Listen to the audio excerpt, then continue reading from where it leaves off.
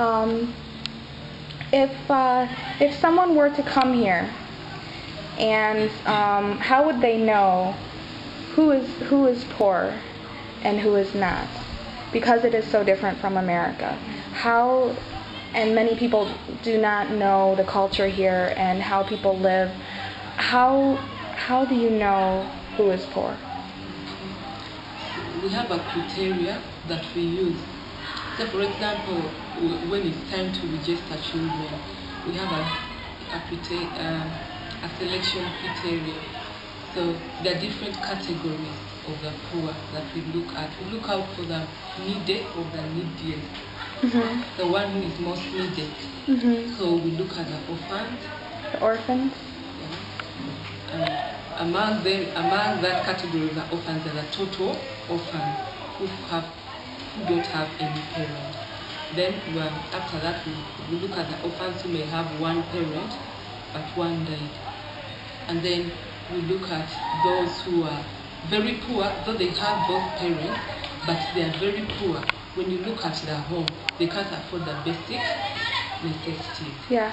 And what are the basic necessities? Like food, shelter, education. Okay.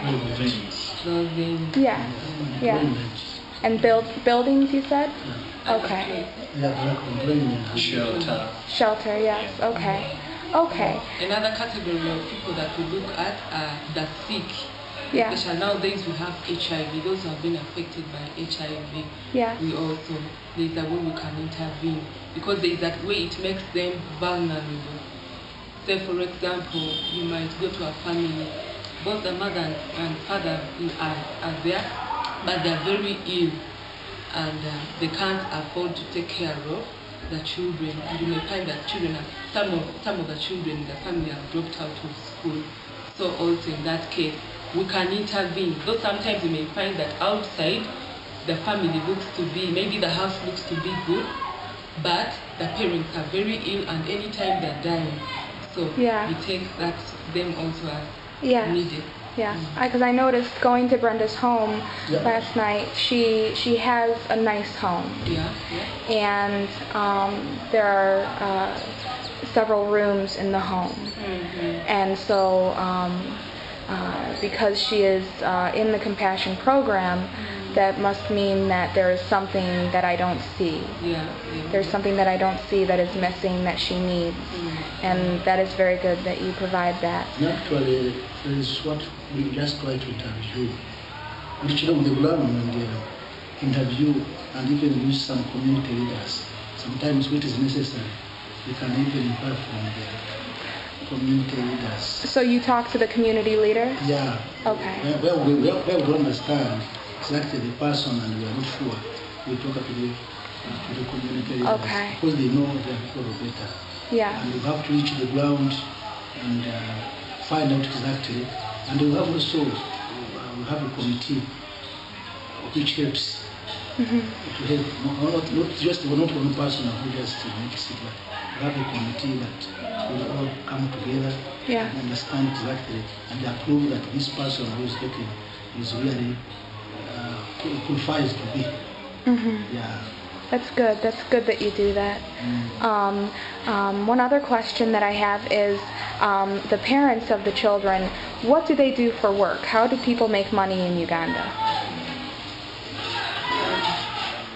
Most people, some are professionals, but however it's different within our setting here in Kijjabweme. Yeah. You may find that there's a lot of, there's high unemployment in this place. Most of the people around are illiterate. Yeah. That's also another thing, that because of the illiteracy, they are not able to get the white collar jobs. So you may find that actually most of our caregivers, what they do for a living is they do small casual work. What is casual?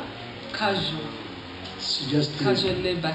Say someone can go to dig for someone. Casual labor. Yeah. Okay. Can go to dig for someone and then he or she is given food or money, some little money.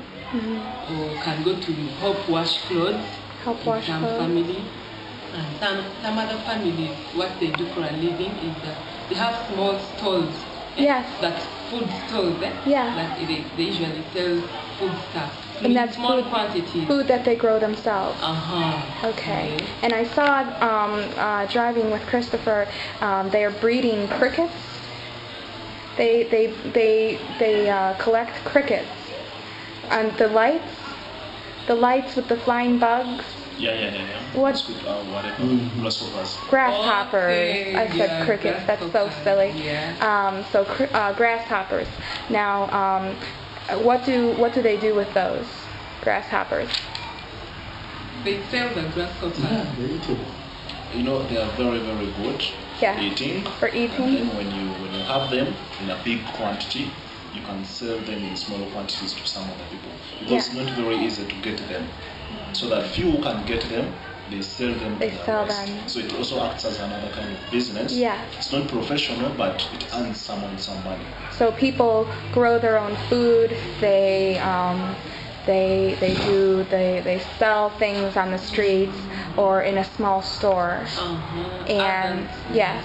Others brew. Others brew. Yeah. Brew Alcohol. beer, tea. Yeah. Right. Okay. And again, the people who come actually at this nowadays, this project is within the town. It is within the town. It is within the town. Yeah.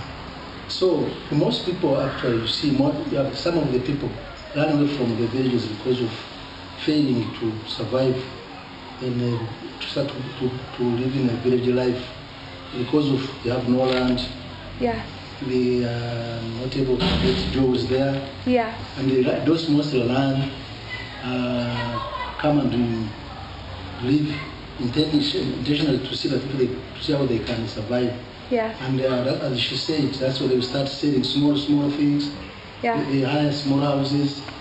You find a man with about 5 children with a wife. They are selling some charcoal.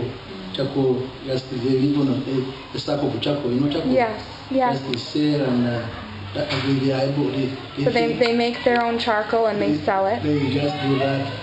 Others, as I say, they look for small jobs with people, with those people who are maybe who have money in the town. Yes. And actually, when you go in the village, you find the life is very hard. I mean, around within the community, life you find it very hard. And those are some of the people that normally you meet, and are not able to go home. Actually, she said some of which is good that also ignorance is very much. Because even whether you live in a town or in a village, cultivation doesn't give any money. I'm sorry, can you say that again? I mean, Ignorance. Ignorance. Yeah, is also a part of contributes to the poverty. Yes. Because people are not, most of them are not educated. Oh, most of them are They can't uneducated. make what we call it, job making or whatever we make it. They are not job creators. Job creators. Yes. And that's why we say now, we really appreciate when they come to the project that they are being trained Yes. how to sustain by themselves by becoming That is good. Job creators, is it? Yes. So they're able to go back. Yes, and I noticed. Yes, I'm sorry. Go ahead. Yeah, I was just saying, adding on something that they can be able to go back and do something. And basically, when we register a child, we don't look at that child alone. It's as if we have taken on the whole family. Yes. Because the skills we give to the child, Compassion she takes does on do the that. same skills to the family. Yes. When we invite the caregivers to come, like you've seen them come in church here, Yes. when we train them, we have equipped them so they can go back to their homes and do something. Absolutely. And sustain themselves. Absolutely. So it's a great support that Compassion gives to the community, through the churches, and it's really doing a lot of work. Absolutely.